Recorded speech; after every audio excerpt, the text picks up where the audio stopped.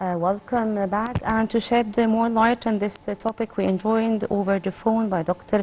Hussein Bassir, the Director of Antiquities Museum of the Alexandria Libraries. A very good morning to you, Doctor. Good morning, Mr. How are you today? Tell me, please, what is the significance of the discovery of King Thutmose II tomb? The discovery is significant because it provides historians and archaeologists with the last missing royal tomb of the 18th dynasty. Thutmose II was a relatively lesser-known pharaoh compared to others in his dynasty, such as Hatshepsut and Akhenaten. His tomb can reveal important details about his reign, burial practice, Egypt, and Egypt's political landscape during his rule. It also offers potential insights into how royal burials evolved over time.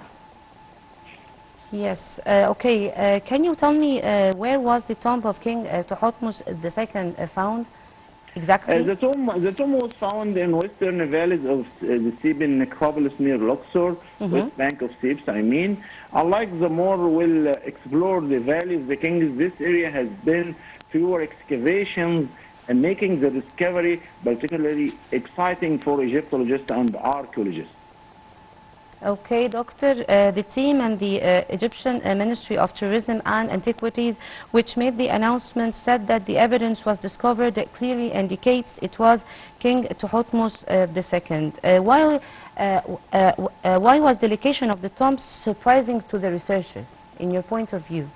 Yeah, the excavation, as I said, was conducted by a British-Egyptian team of archaeologists. Yes. Collaborative efforts between international and the local experts have been essential in rediscovering and preserving Egypt's ancient heritage. The combined expertise helped ensure a great and scientific approach to the excavation. Okay. Why was the location of this tomb surprising for us? Because most of the real tombs of the 18th dynasty were located in the Valley of the Kings itself.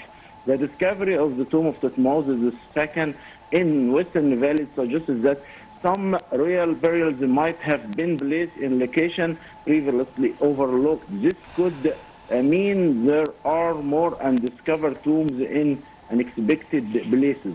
The evidence that indicated the tomb belonging to that pharaoh, the excavation team found inscriptions and artifacts that identify the burial chamber as belonging to Thutmose II. We have key indicators including cartouches bearing his royal name, fragments of funerary equipment, remains of a royal sarcophagus, hieroglyphic text referring to his reign. So all of this evidence indicated that this tomb belonging to that pharaoh, I mean Thutmose II. Okay, Doctor, tell me please what indicated to the team that the burial chamber belonged to this pharaoh, especially? As I said, because we found some cartouches bearing his name and some fragments of his funerary equipment and some remains also of the royal sarcophagus and some hieroglyphic text referring to his reign and his name. Comparing to the discovery of the Tutankhamun, while the discovery of Tutankhamun's tomb was in 1922, yes, this was remarkable for us in terms of the wealth of treasures and preservation. The finding of this tomb, I mean the tomb of Thutmose II, is historically significant because it fills an important gap in our knowledge and understanding of the early part of the 18th dynasty. It may not contain as many treasures as the tomb of Tutankhamun, but it could offer insights into the burial customs and modification made to royal tombs over time, especially during the early part or the first part of Dynasty 18. Okay, Doctor, can you tell me please why was the King Thutmose II tomb is considered the last undiscovered royal tomb in the 18th dynasty? Yes, most of the known pharaohs of the 18th dynasty had their tombs known or identified since then, even except this one, I mean the tomb of Thutmose II. So even they were looted or incompleted. The tomb of Thutmose II remained unknown for us for decades, making it the final missing piece in the puzzle of royal burials from this period. I mean the 18th dynasty, especially the first half of this dynasty. So we have historical importance for this 18th dynasty. As you know, this 18th dynasty was lasting from 1550 BC until 1292 BC. It was a golden age in ancient Egyptian history at what this era we call the era of empire. In that time period, Egypt made a great empire in the ancient Near East, and Egypt was the head or the major power in the whole Near East. I mean, Near East means Syria, Palestine, Mesopotamia, all this area around or the neighbors of Egypt during that time. So it's during that time, Egypt saw expansion of its empire, made major architectural advancement, and the reign of some famous pharaohs such as Hatshepsut, Akhenaten, Tutankhamun was very remarkable. Understanding this burial practice helps us as a scholar to gain more clearer picture of Egypt's political and religious evolution during that time. Yes, doctor, let me take from your sentence and ask you what is the importance, the historical, does the 18th Egyptian dynasty is important specifically? The 18th dynasty was important because, as you know, this dynasty was founded by King Ahmose I. Yes. After Ahmose I expelled out the Hyksos from Egypt, we created what we call the age of the empire. At that time, the successor of King Ahmose I was his son Amenhotep I, and then came a great pharaoh was called Thutmose I. Thutmose I was the father of Thutmose II, whom we discovered his tomb now, and was also father of Queen Hatshepsut. So Thutmose I was the founder of the Egyptian empire in the ancient Near East, and he was followed by another guy or another great pharaoh called Thutmose III, and this was the son of Thutmose II, which we discovered his tomb recently. Thutmose III did successful campaigns all over the Middle East, especially in the Levant, in the Sudan, or in Nubia. Around 17 successful campaigns, I mean military campaigns, and he expanded the boundaries of Egypt beyond anything else and made Egypt the great power at that time. So during that time, Egypt was in a very, very prestigious situation, and this was what we call the golden age in ancient Egypt. I mean the 18th dynasty time period in ancient Egyptian history. Well, doctor, as you are the director of the Antiquities Museum, what are the challenges might it face for the for them while they are discovering the tomb, in your point of view? Many faces could face archaeologists when they discover tombs, especially erosion, environmental damage. The tomb may have suffered from natural deterioration over the centuries.